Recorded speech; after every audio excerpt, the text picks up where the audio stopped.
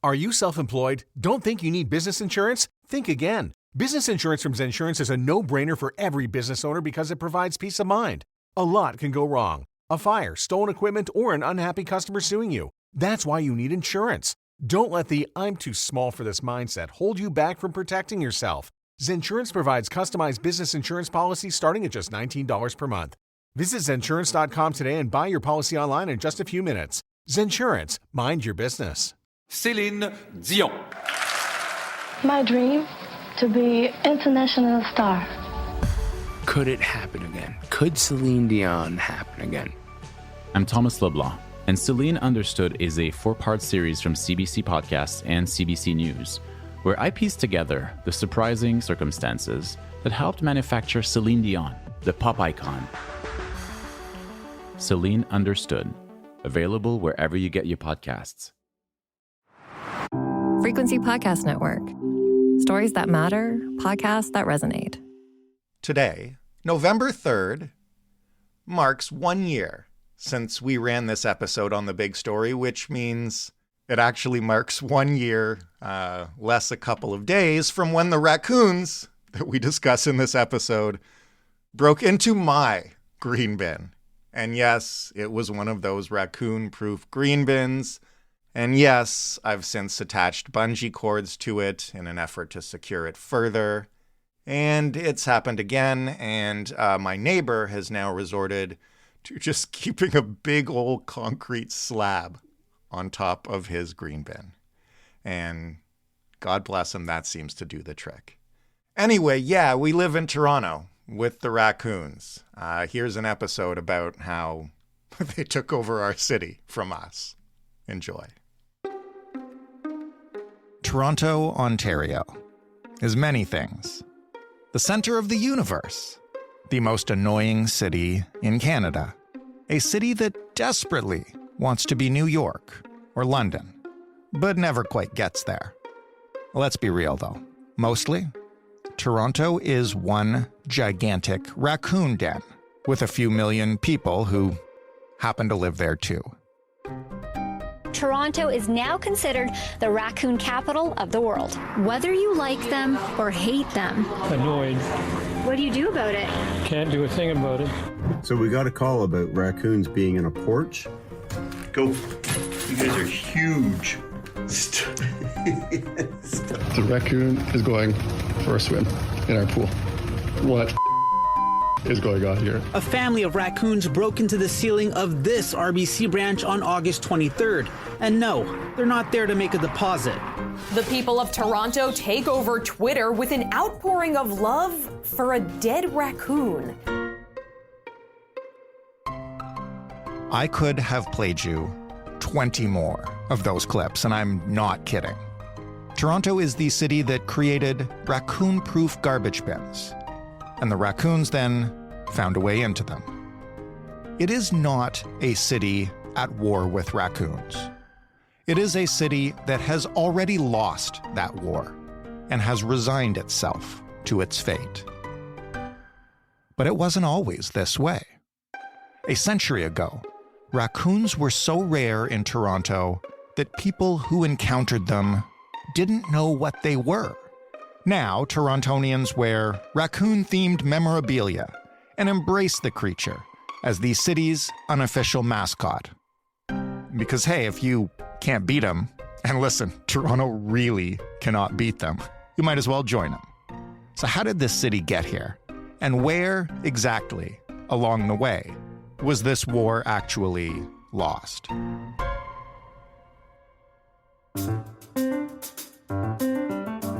I'm Jordan Heath Rawlings. This is The Big Story. Amy Dempsey is a senior writer with the Toronto Star who dug into the long and curious history of raccoons in Toronto. Hello, Amy. Hello. Why don't you just start by telling us the raccoon origin story in Toronto? You went a long way back and I guess dug this out of the archives? Yeah, so I have spent a couple of years digging into the archives at the Toronto Star to try and figure out when we started having raccoon problems. And I came across a story that made me laugh from 1925. It was prominently placed, large letters declaring wild game haunting environs of Rosedale. And then there's a number of headlines that come along with this old school news story. Prowling raccoon falls victim to gardener in exclusive district. Ransacked pail every night till beguiled by sardine tin. So when I saw that, I thought, okay, wow, this was a big enough deal to make the news in 1925. And what I learned is it was a big enough deal to make the news because we didn't really have many raccoons in the city at that time. And who among us has not been beguiled by a sardine tin? Those sardine tins. Very enticing. Listen, you took, as you mentioned, an incredible deep dive into the history and the archives of Toronto and raccoons. Let me just ask, why? Why did you want to do it? How did you do it? Well, it started when a few years ago, I became curious about Toronto's new green bins, the ones that were supposed to be raccoon resistant or raccoon proof. And when those green bins came out, the public was a little concerned that raccoons were going to be killed off, that there'd be no more raccoons left in the city. But I found at home that raccoons were getting into my green bin still. They were getting into the raccoon-proof green bin. And so I set out to figure out exactly how they were doing this. And I spent a wild summer recording raccoons in my backyard using a trail camera to figure out how they were doing it and to prove to the city that they were doing it, because the city at the time was saying, no, you probably just didn't lock the bin correctly. Right. They were blaming homeowners for these raccoon breaches. Anyhow, I at that time, while I was doing all that raccoon recording, I just started to think, how did we get here? How did we as a city come to have such a strange relationship with raccoons, loving them on the one hand, hating them on the other? But how did they come to play such a large role in our lives? And that's what prompted me to look into the history. When you look into that history, we take for granted now that raccoons are kind of pests and they will break into your garbage and they will leave messes. They might even break into your house. We can discuss all of that. Have they always been viewed this way, as this kind of wild pest from nature? Well, 100 years ago, they weren't considered a pest because they were sort of considered a novelty. It was a spectacle to see a raccoon in Toronto. When one did appear in the 1920s and the 1930s, you would see a couple of raccoons ending up trapped on a hydro pole. Or I found a story from 1935 where some boys called the fire department and police to rescue a cat from a tree, but the cat turned out to be a raccoon. And the police were so excited, they declared it the first raccoon in East York. It was like a treat to see a raccoon and a really exciting event. Of course, raccoons were here long before humans, but we built cities and pushed them out. At a certain point, though, what I found is raccoons looked into the city and wanted to come back. They liked what they saw here. How did it begin to go from the way you've just described it, like a curiosity and something to point out, to, hey, maybe these things are causing some problems in the city? Okay, so in the 1950s, we start to see a lot of news stories about raccoons. Raccoons have always made the news, okay? And I think that's because they're cute, they're curious, they get up to tricks, they like to vex humans. And so often they're making, the front page of newspapers. So in the 1950s, we see newspapers start to declare Toronto a raccoon town. Things they start doing, a raccoon broke into a hen house and murdered. It's the word the newspaper used at the time. Murdered a dozen chickens or 16 chickens. And neighbors went chasing it through backyards and captured it, but did not kill it, captured it and gave it over to the Humane Society. Over time, though, raccoons the more they're seen and the more raccoons that come into the city, the closer they get to humans, the less they fear humans and the more comfortable they are coming onto our properties. And when they're not just a creature that is seen in parks or seen, in a tree or on a hydro pole, but it's when they get closer to our properties that we begin to have problems. And this has kind of been referred to by yourself and many others as like a long-running war with the raccoons. And every notable war has famous skirmishes. So what happened at the Battle of the Row Houses? It seems like this was a turning point in Toronto's history with the raccoon.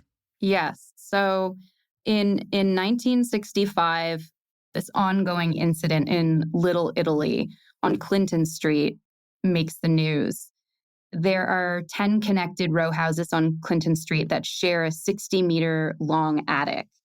And, you know, it's one of those spaces where it's not a real attic, it's just a small kind of crawl space. Mm-hmm. So humans can't get in there, but raccoons had clawed their way in, and the residents of those homes reported hearing noises that sounded like the Woodbine racetrack, fights and wild skirmishes in the middle of the night.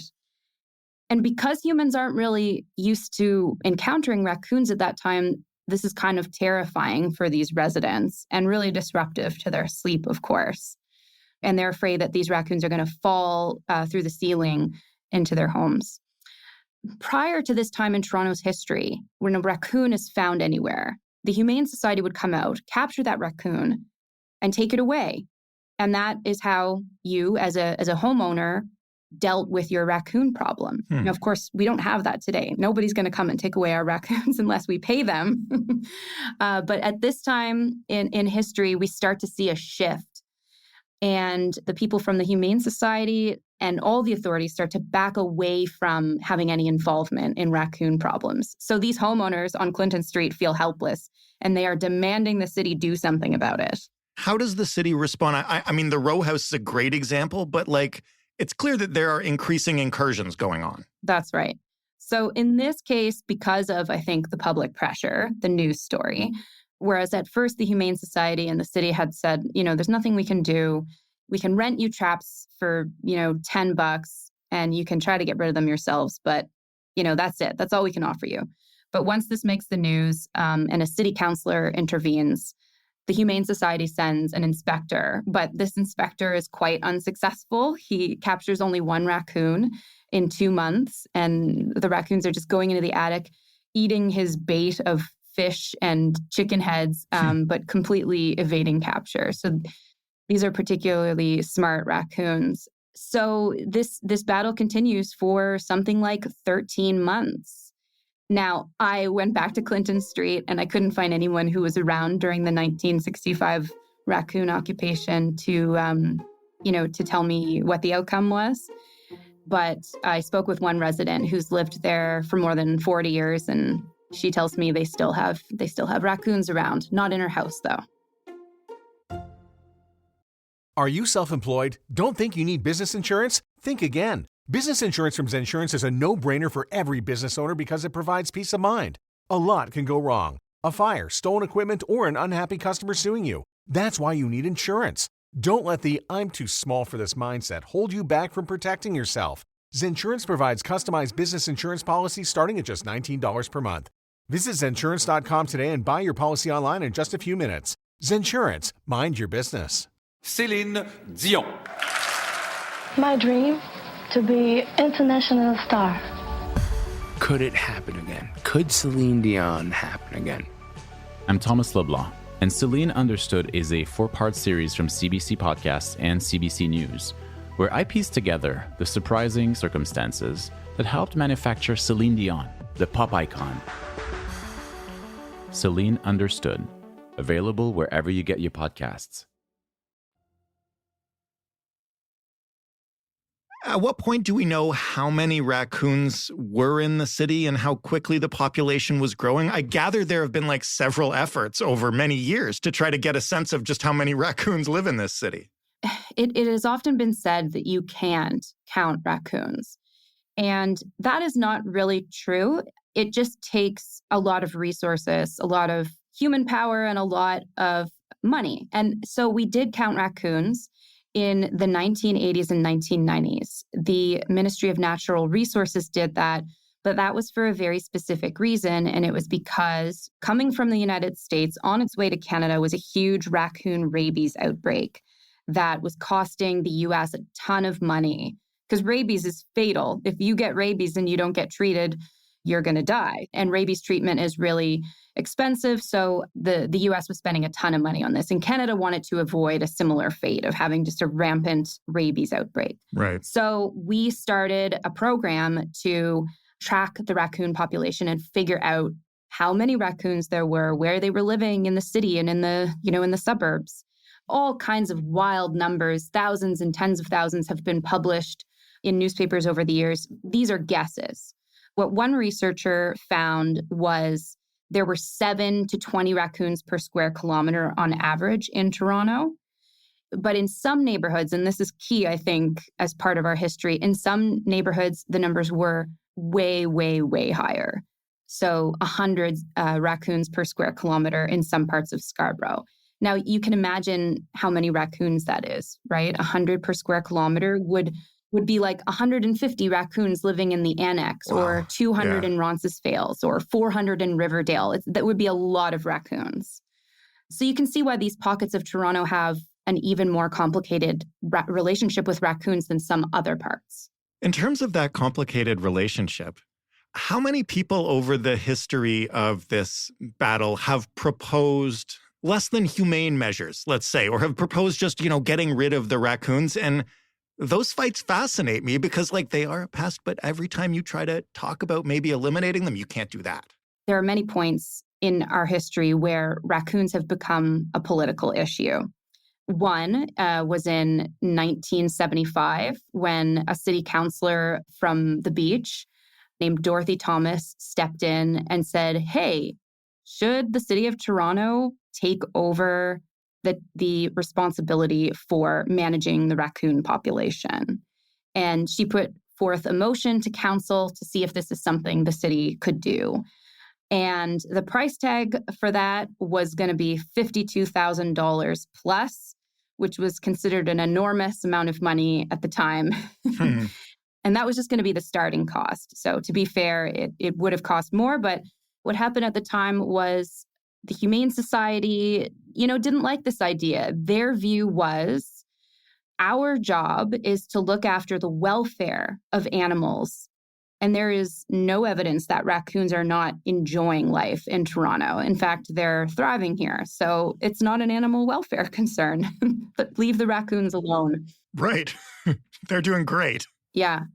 But then the following year in East York, things went a little differently when residents of East York were having raccoon issues. This was before amalgamation. So East York was a borough and it had its own council. And that council voted to kill off raccoons and skunks that were captured in East York. Residents would trap them and they would be brought in to be humanely euthanized. That was the decision. And that prompted outrage. Just so many letters to the editor, and some of them so amusing and so forceful, and very little support. And that surprised me. Yeah, that's what I want to get at, is our relationship with these creatures in this city, in which that we can be endlessly pissed off by the mischief they cause, but there is a line that we will not cross in terms of doing actually anything that might eradicate the problem. And it's such an interesting thing for a city to wrestle with. It is. And what I found, too, is it's particularly interesting because in the United States, in cities like Chicago and Washington, D.C., that also have a lot of raccoons, it is very common to humanely euthanize what they would consider to be nuisance raccoons. So raccoons that get into your attic, or raccoons that are on your property and damaging your property. In Toronto, that almost never happens anymore. We have animal removal experts here who will evict humanely raccoons from your home, get them out, but not take them away and not kill them. And I still don't know exactly why that is, but it's something about the people of Toronto that even though we have such a fraught relationship with raccoons, when it comes right down to it, we can't pull the trigger. You mentioned at the beginning, I think, that, it's almost become synonymous with the city. There's I'm sure you've seen all the merchandise, the trash pandas have become kind of our mascot. You must remember the memorial for the dead raccoon. Oh, yes. Conrad, yes. That was his name. Okay, I'd forgotten that. But yes, he sat there, sadly, for days, right? Yeah, poor Conrad. That was during a time of low staff time, I guess. The city of Toronto didn't get out quickly enough to remove Conrad, and so people created a memorial around his corpse. When you look back at all the reporting you've done for this, and you kind of look back through the ongoing skirmishes in the archive, from the row houses to the proposals to get rid of them, to the Humane Society being willing to step in, but not the city at various times, is there a point where it just sort of becomes obvious that, like, the raccoons have won this battle and it's kind of like their city now? Yeah, that's a good question. I think for me, the moment is after East York votes to destroy raccoons, and the headlines say East York declares war on raccoons. It's the backlash to that, and like the decisive backlash to it. I spoke to Alan Redway, a former mayor and council member in East York, and he originally voted for the killing of raccoons because so many residents had been complaining about, raccoon issues and property damage. But when the result of this motion came out and the public reacted, he changed his mind, and he ran for mayor that year on a promise to keep the raccoons safe, to not kill them, because the deluge of complaints that he got, nearly everybody, he said, was for saving the raccoons or preserving the raccoons. People just didn't want to kill them. So I think that's a huge turning point. And another one might be the raccoon-proof green bins, or supposedly raccoon-proof green bins. Right. For me, that was a moment where I kind of said to myself, you know what? I guess if you're going to live in the city of Toronto, you are going to have to find a way to be at peace with the fact that you're going to have raccoon issues at your home. The last question I want to ask is a practical one after all of this. Where does the city stand on raccoons now? What kind of resources are available for somebody who's listening to this and is like, you know what, this isn't funny. I have raccoons in my attic right now, or they live in a tree outside and they howl all night. Like, where have we landed with what someone right now in Toronto should do if they have a raccoon problem? Well, that's a very interesting question, because the answer will disappoint people. And it is that it's on you, buddy. Sorry to say. The city considers it a homeowner or property owner issue. It's up to us to deal with on our own. They provide some resources in terms of advice, like, for example, not leaving food out, not leaving things on your property that would draw raccoons to your property, like fruit-bearing trees or garbage or refuse. But you know what? In Toronto, in a city like Toronto, you cannot control what your neighbors do. We kept all that kind of stuff off our property, but the neighbors who lived behind us let the raccoons live in their little garden box in the backyard and fed them. So we had raccoons, defecating on our tree for years. Oh, man. So in my personal view, after all this research I've done, I feel that the city should do more, and there should be a resource for people who have issues that they can't solve on their own when it becomes a neighbor issue. We need a Trash Panda hotline. Yeah, I do. Like 311, except just for raccoons. Well, New York City has a rat czar. Right. And I kind of think that Toronto needs a raccoon czar. I would run for that position, Amy. Me too. Thank you so much for this. As always, it's a pleasure. Thank you. Amy Dempsey, raccoon expert, senior writer at the Toronto Star. That was the big story. For more, including previous conversations with Amy, one of which featured, yes, a raccoon, you can head to thebigstorypodcast.ca. You can find us anytime on Twitter at TheBigStoryFPN. If you're listening until the end of the show, that means you like this show. It means you may probably know about my new show made by the TBS team called In This Economy. It is a show that's like a version of The Big Story, but for your wallet, to help you navigate these, oh yes, unprecedented times. Anyway, if you like The Big Story, I promise you will like In This Economy. You can get it wherever you get your podcasts.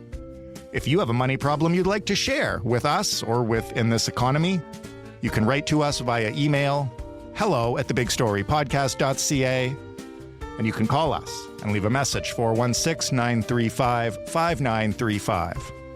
Both The Big Story and In This Economy are available wherever you get your podcasts. Give them a listen, give them a subscribe or a follow or a rating or a review or whatever your podcast app suggests you might want to do. Joseph Fish is the lead producer of The Big Story. Robin Simon is also a producer. Sound design this week was handled by Ryan Clark, Christian Proholm, and Robin Edgar. Mary Jubrin is our digital editor. Stephanie Phillips is our showrunner. Diana Kay is our manager of business development. And I am your host and executive producer, Jordan Heath Rawlings. Thank you so much for listening. Have a wonderful weekend. We'll talk on Monday. Ah, small business owner. So you wish to be at one with your enterprise. First, you must attain inner peace of small business insurance. This is Zensurance. If you're self-employed, an entrepreneur, or a contractor, peace of mind is just a click away at Zensurance.com, Canada's leading source for small business insurance. It's quick, easy, and affordable. Get an instant price today at Zensurance.com. Céline Dion. My dream to be international star. Could it happen again? Could Celine Dion happen again? I'm Thomas Leblanc, and Celine Understood is a 4-part series from CBC Podcasts and CBC News, where I piece together the surprising circumstances that helped manufacture Celine Dion, the pop icon. Celine Understood, available wherever you get your podcasts.